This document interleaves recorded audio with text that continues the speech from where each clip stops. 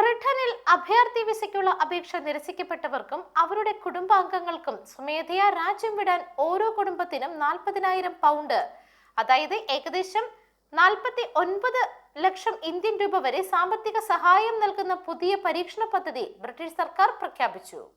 Home secretary Shabana മഹ്മൂദാണ് പദ്ധതി പ്രഖ്യാപിച്ചത്.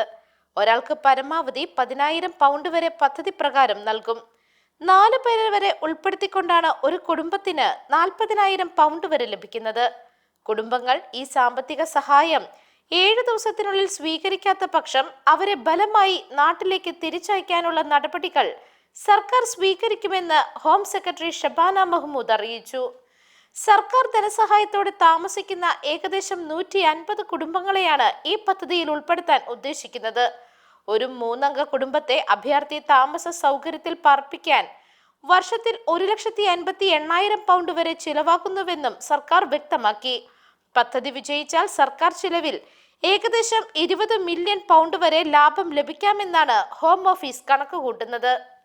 News desk Magnavision.